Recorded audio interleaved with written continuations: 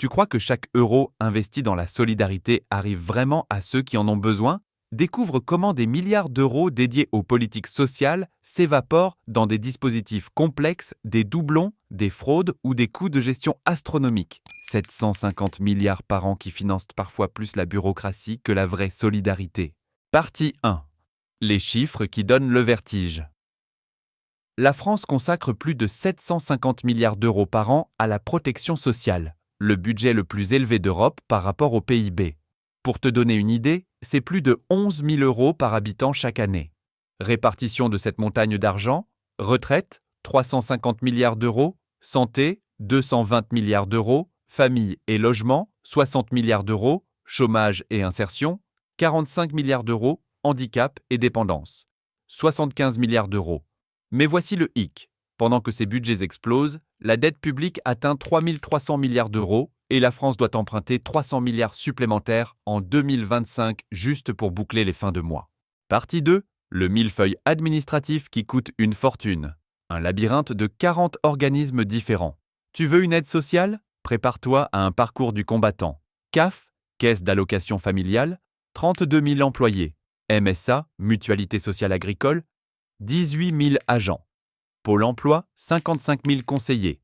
CCAS, Centres communaux d'action sociale, dans chaque ville, conseils départementaux, RSA et aides d'urgence. Mission locale, 15 000 professionnels pour les jeunes. Le coût de cette machine administrative, coût de gestion de la CAF seule, 4,2 milliards d'euros par an. Salaires et charges, 2,8 milliards d'euros. Informatique et locaux, 1,4 milliard d'euros. Exemple concret du gaspillage. Pour verser 1 euro d'aide, il faut dépenser 20 centimes rien qu'en frais de gestion. Dans le privé, ce serait considéré comme un scandale. Partie 3. Les doublons qui coûtent des milliards. Quand plusieurs aides font la même chose. Prime d'activité contre RSA activité. Création de la prime d'activité en 2016 pour remplacer le RSA activité. Coût de la transition, 200 millions d'euros en systèmes informatiques. Résultat, même public, même objectif, juste un nouveau nom. Aide au logement, un chaos organisé. APL, aide personnalisée au logement. ALF, allocation de logement familial.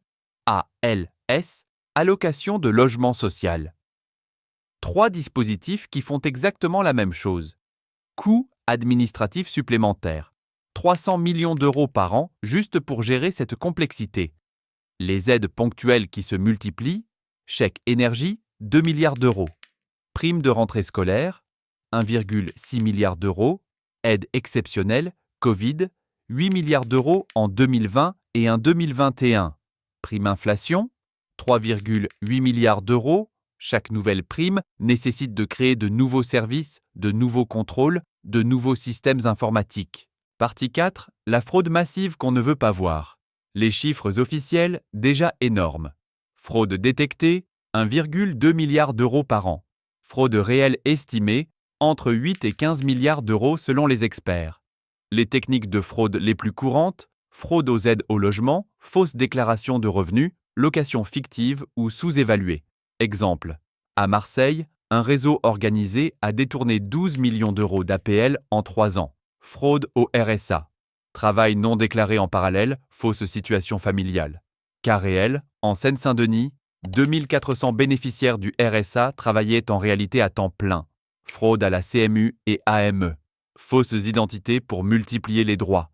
Commercialisation de cartes vitales, coût estimé, 3 à 5 milliards d'euros par an. Le pire, les contrôles dérisoires. Taux de contrôle réel, moins de 3% des dossiers vérifiés. Agent de contrôle, 1 pour 15 000 bénéficiaires. Sanctions effectives, dans moins de 30% des cas détectés.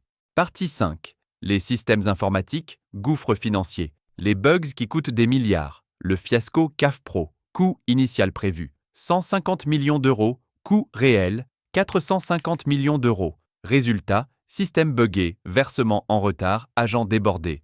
RSI URSSAF, la fusion ratée, budget de migration, 400 millions d'euros. Durée prévue, 2 ans. Durée réelle, 5 ans avec des dysfonctionnements permanents. Dossier médical partagé, DMP.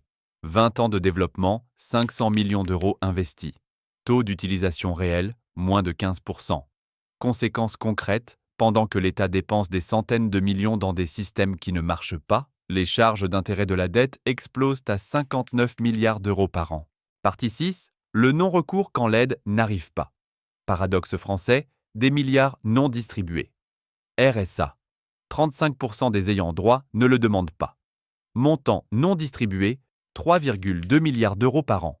Raison, complexité administrative, méconnaissance, stigmatisation. Aide au logement, 20% de non-recours. Montant, 3,6 milliards d'euros qui dorment. Cause principale, dossier trop complexe, délai interminable. Complémentaire santé solidaire, 40% de non-recours, 6 millions de personnes éligibles mais non bénéficiaires. Impact, renoncement aux soins, dégradation de la santé publique. Le comble, l'État dépense 200 millions d'euros par an en communication pour faire connaître les aides qui restent complexes et inaccessibles. Partie 7. Les conseillers qui ne conseillent plus. Pôle emploi. 55 000 agents pour quel service? Temps de suivi moyen, 15 minutes par demandeur d'emploi. File d'attente, jusqu'à 3 mois pour un rendez-vous. Taux de placement effectif, moins de 15% des inscrits. CAF. L'accueil qui n'accueille plus. Suppression de 8 000 postes en 10 ans. Délai de traitement moyen, 6 à 8 semaines. Taux d'erreur, 12% des dossiers selon la Cour des comptes. Mission locale, le service public à bout de souffle. Budget, 1,2 milliard d'euros par an. Jeunes suivis effectivement, moins de 40% des inscrits. Durée moyenne d'un entretien, 20 minutes tous les 2 mois. Résultat, les usagers se retrouvent face à des guichets fermés, des répondeurs téléphoniques et des sites web en panne. Partie 8.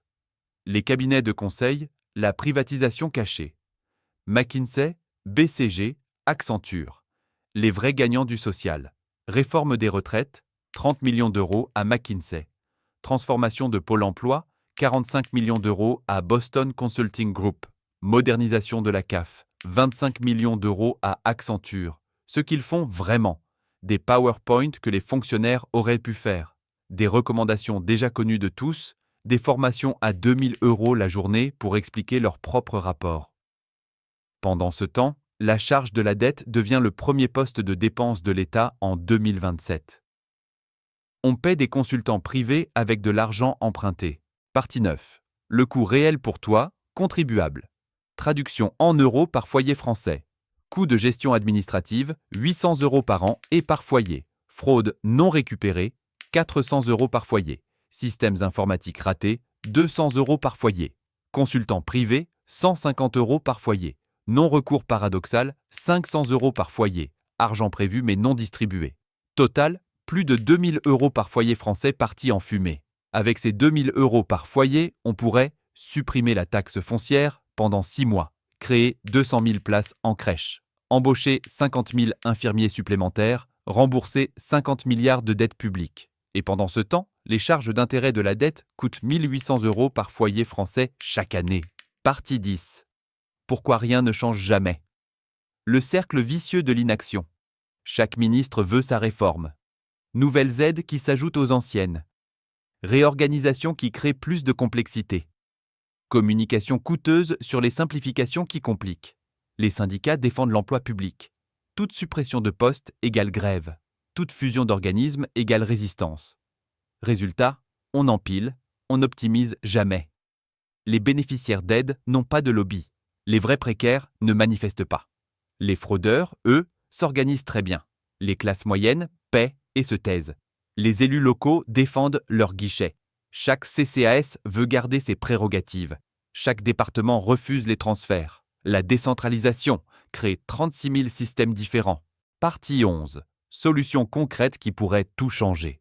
Ce qu'il faut imposer, maintenant. Fusion immédiate de tous les organismes. Une seule carte, un seul dossier, un seul interlocuteur. Économie estimée, 15 milliards d'euros par an. Contrôles automatisés et systématiques. Croisement de fichiers en temps réel. Intelligence artificielle pour détecter les incohérences. Récupération estimée, 8 milliards d'euros par an.